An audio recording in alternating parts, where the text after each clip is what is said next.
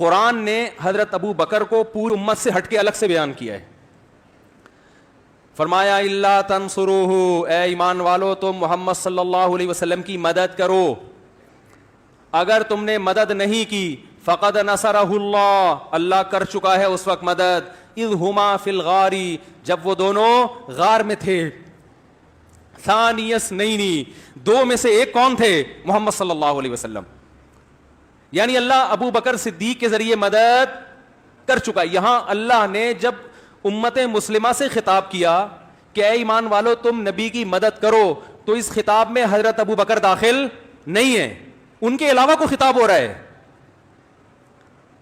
ان کے علاوہ کو خطاب کر کے کہا جا رہا ہے کہ اے ایمان والو تم مدد کرو، نہیں کرتے تو ابو بکر تو کر چکے ہیں مدد، ایسے لوگ تو ہیں نبی کے پاس، اللہ کو تمہاری مدد کی ضرورت نہیں ہے.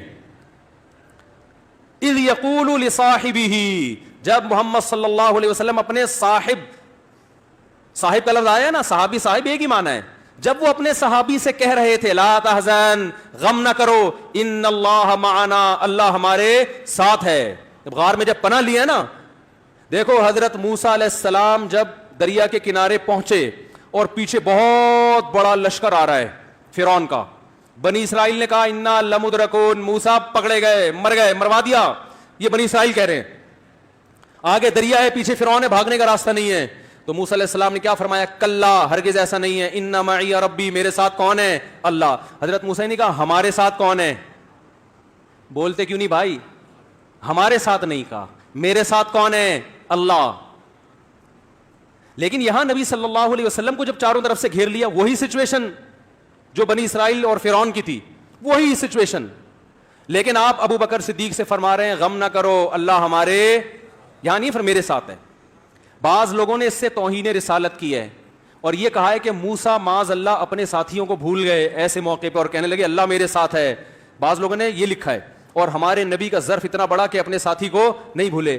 اللہ مولانا اشرف علی تھانوی رحمہ اللہ کو جزائے خیر دے، انہوں نے اس اعتراض کا جواب دیا، فرمایا نا نا نا نا نا، موسیٰ علیہ السلام بھی اپنے قوم پہ رحم دل اور نبی صلی اللہ علیہ وسلم بھی، لیکن موسیٰ علیہ السلام کے جو ساتھی تھے ان کو وہ مقام نہیں ملا جو ابو بکر کو. حضرت موسیٰ کو اطمینان نہیں تھا کہ یہ کمبخت میرے ساتھ آخر دم تک رہیں گے کہ بھی نہیں رہیں گے، بھاگ نہ جائے کہیں، ٹھیک ہے نا، تسلیاں تو دے رہا ہوں پھر بھی کہیں پتلی گلی سے نہ نکل جائیں.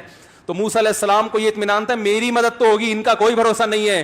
اس لیے موسیٰ علیہ السلام نے احتیاطاً کہا کہ میرے ساتھ ہے، تاکہ ان کی مدد نہ ہو تو میں کہیں جھوٹا ثابت نہ ہو جاؤں، اور اللہ کرنا چاہے گا تو تمہاری بھی کر دے گا، میرے ساتھ تو ہے، گارنٹی ہے.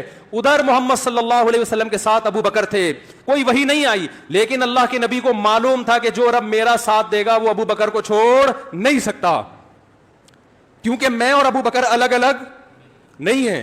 اس لیے فرمایا ان اللہ معنا، غم نہ کر ابو بکر، اللہ ہمارے ساتھ ہے. اس سے بڑی کسی کے صحابی ہونے کی دلیل ہو سکتی ہے؟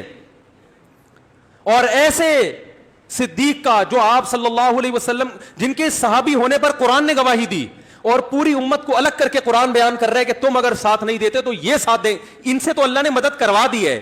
آپ بتاؤ اس صحابی پر اگر کوئی لان تان کرے تو کیا اس کے ایمان، اس کے کفر میں کوئی شبہ ہو سکتا ہے؟